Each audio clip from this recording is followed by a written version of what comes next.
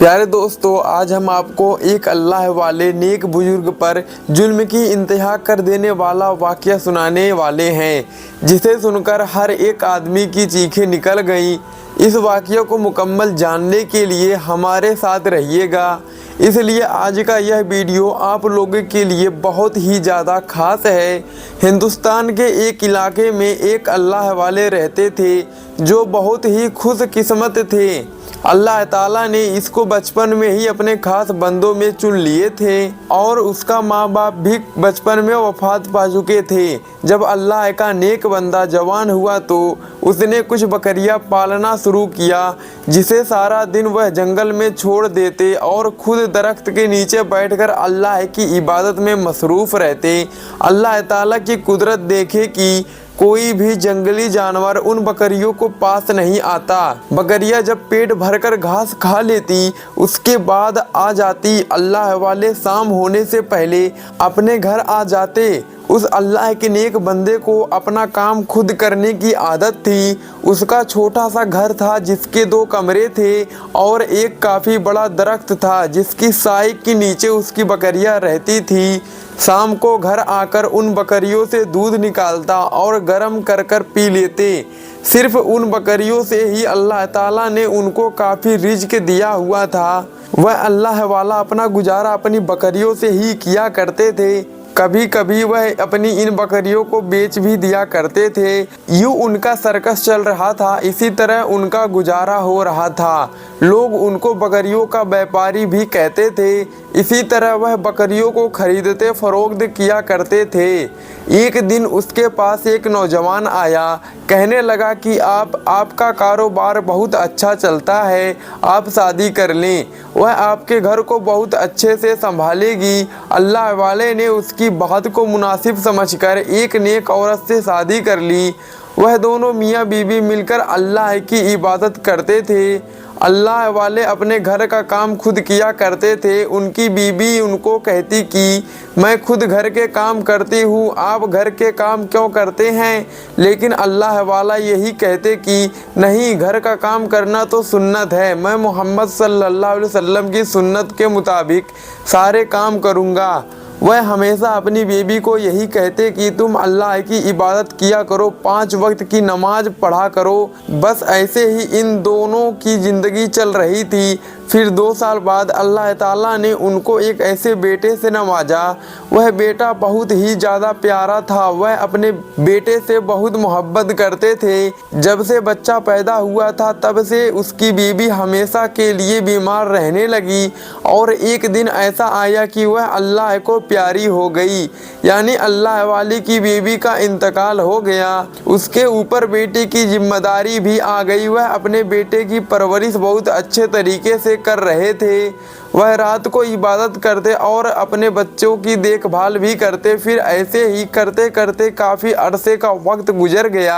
आहिस्ता आहिस्ता उनका बेटा जवान हो गया।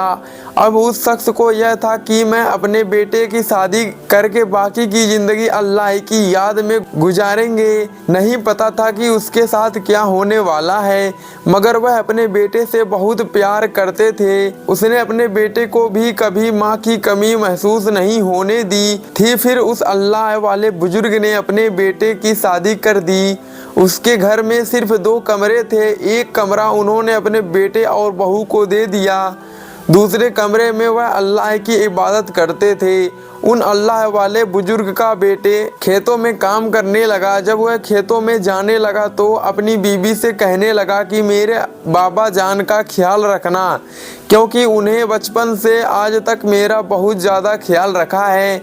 अब हम दोनों का फ़र्ज़ है कि हम दोनों मियाँ बीवी मिलकर उनका ख्याल रखें। और हाँ, एक बात याद रखना, मेरे अब्बा जान इबादत गुजार बंदे हैं, इनकी इबादत में कोई खलल मत डालना। वह इतना कहकर अपने खेतों में काम के लिए चला गया। कुछ दिन तो उनकी बहू ने घर की सफाई की, खाना बनाया, कपड़े धोए, बर्तन धोए। अल्लाह वाले बुजुर्ग यह सब देखकर बहुत ज़्यादा खुश थे। वह अल्लाह का शुक्र अदा करने लगे कि मेरी बहू सब काम अच्छे से करने लगी, अब मैं सारा अल्लाह की इबादत में गुजार दूंगा। अल्लाह वाले बुजुर्ग ने वजू किया, हाथ में तस्बीह और कुरान पाक पढ़कर और बकरियों को लेकर जंगल की तरफ चल गए। एक दिन उनकी बहू कमरे से ना निकली। अल्लाह वाले बुजुर्ग ने सोचा शायद उसकी तबीयत खराब है, इसलिए आज वह सुबह की रोटी नहीं बना सकी। इसलिए अल्लाह वाले बुजुर्ग ने खुद ही आटा गूंदा, रोटी बनाई और बाकी के घर के सब काम भी किए और फिर बकरियां लेकर जंगल की तरफ चले गए। जब बहू उठी उसने देखा कि घर के तो सारे काम हो चुके हैं, रोटी भी बनी हुई है। यह देखकर उसकी बहू बहुत ज़्यादा खुश हो गई। फिर रोज उसने यही नाटक शुरू कर दिया और रोज बेचारे अल्लाह वाले बुजुर्ग घर का सारा काम करते और चुपचाप अपनी इबादत में मसरूफ़ रहते। कभी भी अपने बेटे और बहू से किसी बात का शिकवा नहीं करते थे। एक दिन अल्लाह वाले बुजुर्ग का बेटा कहने लगा कि आप बकरियों को लेकर जंगल में ना जाया करें, आप यहाँ बकरिया का काम अब छोड़ दें। अब मैं हूँ ना, आपको जंगल जाने की कोई ज़रूरत नहीं, आप घर पर बैठकर अल्लाह की इबादत किया करें। वह अल्लाह वाले बुजुर्ग कहने लगे कि बेटा बकरिया रखना सुन्नत है और अपने घर का काम अपने हाथ से करना भी सुन्नत है, इसलिए मैं कर लेता हूँ। उनका बेटा कहने लगा कि नहीं अब्बा जान, अब आपके बूढ़े हाथों में जान नहीं रही, आप खुद घर का काम करें। जब मैं छोटा था तब आपकी मजबूरी थी, अब आपकी कोई मजबूरी नहीं है। घर की जिम्मेदारी अब आपकी बहू की है और बाहर की जिम्मेदारी मेरी है। अब सिर्फ आप कमरे में बैठकर अल्लाह की इबादत करें और अगर आपको कुछ चाहिए होगा तो आप मुझे बताएं, आपको हर चीज़ मिल जाएगी। एक दफ़ा उनका बेटा खेतों में काम करने के लिए चला गया। वह अल्लाह वाले बुजुर्ग अपने कमरे में बैठकर अल्लाह की इबादत कर रहे थे। जब थोड़ी देर आराम करने के लिए चारपाई के ऊपर लेटे तो उनकी बहू कमरे में आई और आकर कहने लगी, चलो उठो, बड़ा आराम कर लिया, अब उठकर घर के सारे काम करो। वह कौन करेगा? मैं कब से बाहर इंतजार कर रही हूँ कि बूढ़ा उठता है तो काम करता है। वह उठा और उठकर आहिस्ता आहिस्ता चलकर बाहर आ गया। बहू भी उनके पीछे पीछे जोर से चिल्लाने लगी, सारे बर्तन साफ करो। और हाँ, बर्तन साफ करने के बाद सारा झाड़ू पोछा भी करना होगा, कब से तुम घर में फ्री का खाना खाते रहोगे। और हाँ, अगर तुम्हारी बीबी भी जिंदा होती तब भी मैं तुम लोगों से यही काम करवाने वाली थी। वह बेचारे अल्लाह वाले खांसते हुए बर्तन साफ करने लगे। बर्तन साफ करने के बाद उसने एक बाल्टी भरी और कपड़ों की उनके आगे लाकर रख दी। कहने लगी कि यह सारे कपड़े धोकर फैला दो। कपड़े अभी आधे भी नहीं धुले थे कि जोहर की अजान हो गई। वह बुजुर्ग फौरन वजू करने लगे। वजू करके जा नमाज बिछाने लगे। जैसे ही उन्होंने जय नमाज बिछाया तो बहू ने जय नमाज उठाकर फेंक दिया। वह कहने लगी कि यह क्या तरीका है, काम को छोड़कर तुम जो तुम हर वक्त नमाज पर बैठते रहते हो, अपने कमरे का हाल देखा है, हर वक्त तुम्हारे बिस्तर से बदबू आती रहती है। जब उसने दोबारा जय नमाज उठाकर बिछाया तो वह जय नमाज के ऊपर खड़ी हो गई और अपने बूढ़े ससुर का बाजू पकड़कर उससे जबरदस्ती सारे कपड़े धुलवाए।